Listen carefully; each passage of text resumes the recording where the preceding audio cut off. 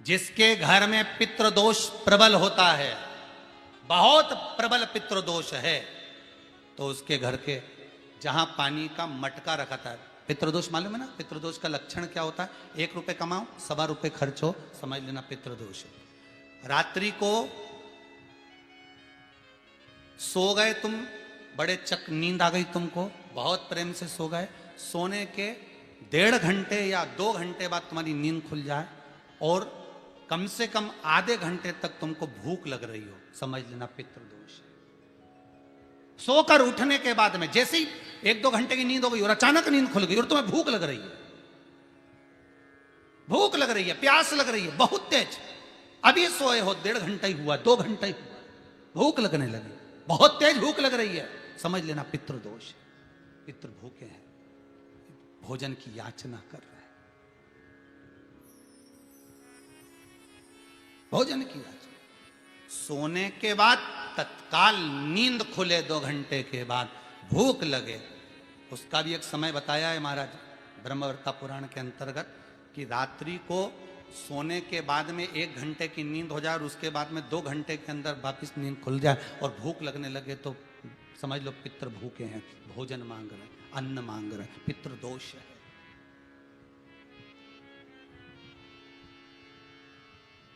पितृदोष का कुछ कुछ वर्णन किया गया है। घर में एक पात्र के चक्कर में, एक बेडशीट के चक्कर में, एक सामान के चक्कर में विवाद हो रहा है तो समझ लो पितृदोष है।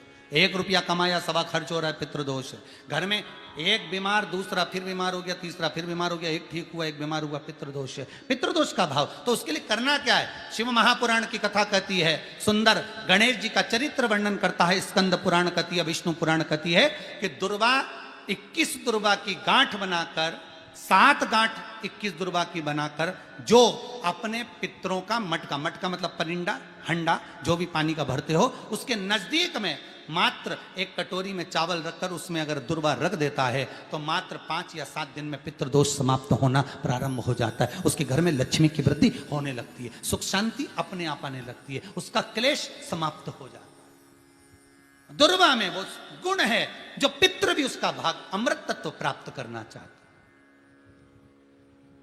अमृत देना चाहता। और सरल भाषा में समझिए, जिसकी फैक्ट्री नहीं चल रही हो, फैक्ट्री में बार बार कुछ तकलीफ आ रही हो, गाड़ियां नहीं चल रही हो, 4 व्हीलर गाड़ियां ले रखी हैं, कभी ट्रक गड़बड़ हो रहा है, कभी ट्रक में ये हो रहा है, कभी गाड़ी में ये हो रहा है, कभी बस में ये हो रहा है, बस एक काम करना है, दुर्वा का थोड़ा सा भाग लेकर पानी के लोटे में उसको डालकर 5 अक्षत के दाने उसको पटक कर उस गाड़ी के अंदर उस कलश को रख दो, बस आधे घंटे के लिए, और उस पानी को चक्के के चारों तरफ डालते डालते जाइए दुर्वा के साथ में, तकलीफ नहीं देगा। फैक्ट्री का भी यही प्रमाण है। दुर्वा में वो अमृत तत्व छुपा है जिसका सुख आनंद दे जाता है। अमावस्या के दिन, दोष काल में, प्रदोष के समय पर, प्रदोष काल में शाम के समय पर जाकर किसी भी नदी, तालाब, बावड़ी, कुआं, कहीं ना कहीं जो आपके पास में हो, वहां पर एक घी का दिया, बत्ती का मुंह दक्षिण की ओर कर कर अवश्य जला कर जाना, सारे पितृदोष समाप्त हो जाएगा, सारा पितृदोष समाप्त। अमावस्या के दिन किसी भी जलाशय के पास में, नदी, तालाब, बावड़ी, कुआं, जो आपके शहर में, आपके गांव में, आपके नगर में हो, वहां जाकर लगा दे। अगर नदी, तालाब, बावड़ी, कुआं नहीं है तो पीपल का वृक्ष हो या बेलपत्री का वृक्ष हो या बट का वृक्ष हो, उसके नीचे लगा दो प्रदोष काल में, पर अमावस्या के दिन लगाएं जरूर। क्यों? क्योंकि अमावस्या के दिन पितृ शाम के समय प्रदोष काल में शंकर भगवान का नाम जाप कर कर नदी, तालाब, बावड़ी पर पानी पीने जाते हैं, वहां से जल का आचमन कर कर पितृ अपने लोक को चले जाते हैं प्रदोष काल के समय पर। इसलिए प्रदोष काल में जलाशय के पास में, बावड़ी, कुआं, नदी, तालाब के किनारे पर दिया लगाया जाता है दक्षिण की ओर मुख कर कर बत्ती का, तो पितृ आशीर्वाद देते हुए जाते हैं कि फलो फूलो, आगे बढ़ो, उन्नति करो, तरक्की करो। ये पितरों का आशीर्वाद रहता है, पितरों का वर रहता है, आप देंगे उसको मिलेगा। पितृदोष है, ये आपको कैसे मालूम पड़ेगा?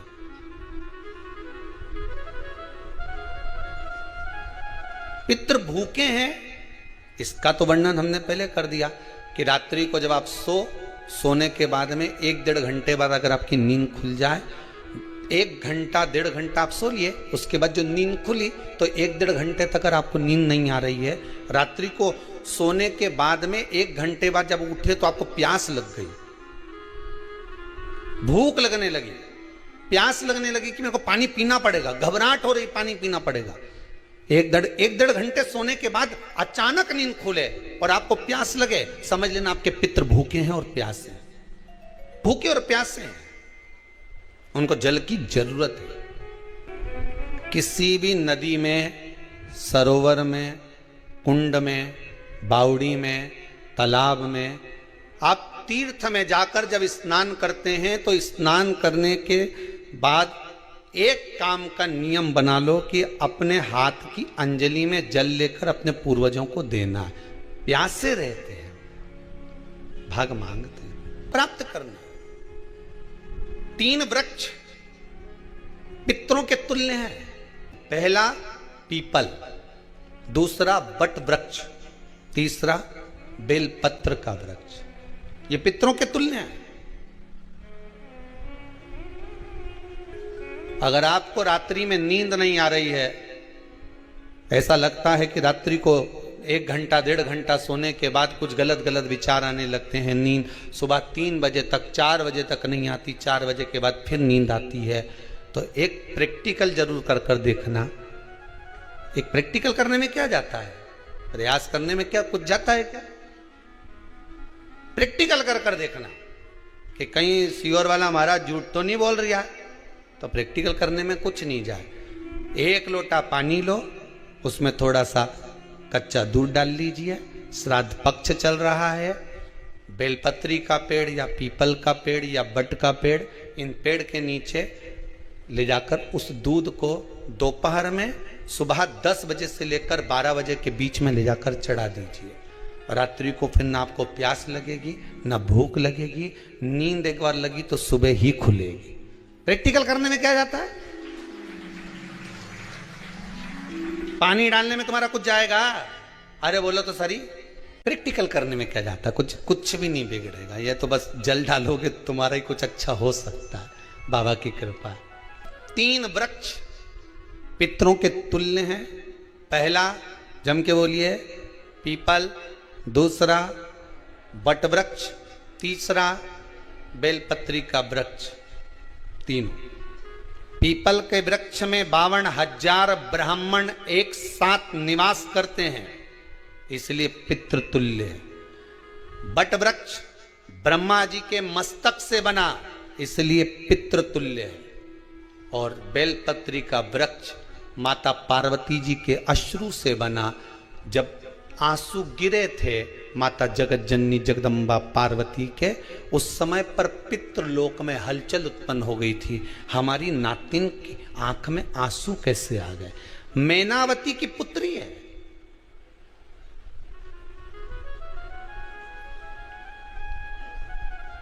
पितरों की नातिन, इसकी अश्रु कैसे गिर गए?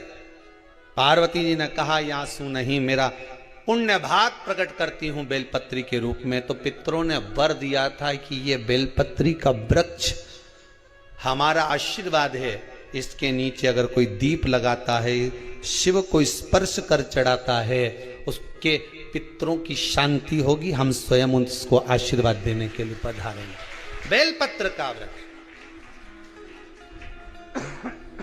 पितृतुल्य।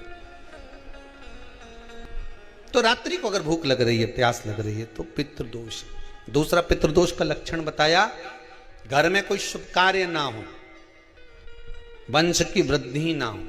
1 रुपये कमाओ, 1.25 रुपये खर्च हो रहे हैं, पैसा 10 जगह से कमाई आ रही है पर घर में टिक नहीं पा रही है, आया गया, पितृदोष। जरा सी कटोरी पड़ी है, उसके पीछे विवाद चालू हो जाए, पानी ढुल गया उसके पीछे विवाद हो जाए, या छोटी छोटी बात में घर में क्लेश मचा हुआ है, पितृदोष है। समझ लो हमारे पूर्वज हमसे खुश नहीं है, प्रसन्न नहीं।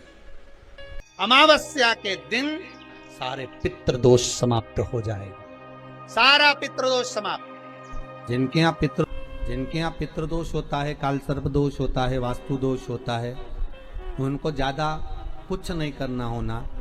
महाराज एक बेल का फल लीजिए। क्या लेना है? बेल का फल, बेलपत्री का जो फल होता है उसको ले लो।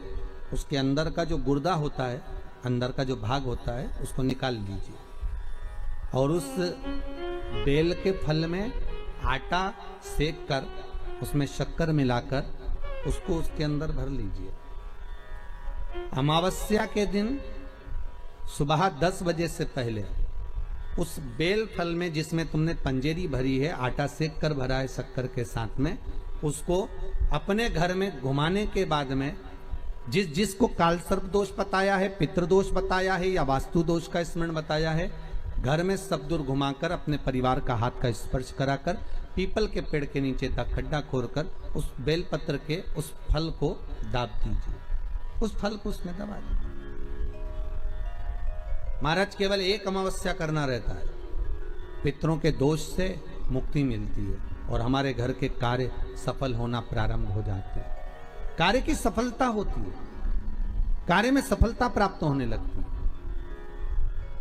हम तो कई बार कहते हैं महाराज जी, अगर ऐसा लगे किसी औषधि को आप ले रहे हैं, मालूम पड़े कि औषधि आपको लग नहीं रही है, शिव महापुराण की कथा करेंगे, मान लो औषधि आपको नहीं लग रही, आपने औषधि बहुत दिनों से ले रहे हो, कोई दवाई, मान लो आप किसी भी दवाई को ग्रहण कर रहे हैं और वो औषधि लगी नहीं रही है, वो शरीर को लगी नहीं पा रही और आप ठीक ही नहीं हो पा रहे, 15 दिन हो गए, 8 दिन हो गए, बताओ, उतना की उतना ही कैटरीना है, उतना ही उतना अपना भरा हुआ, वही की वही लीवर, वही की वही किडनी, वही की वही स्मरण, सभी कुछ वही वही है,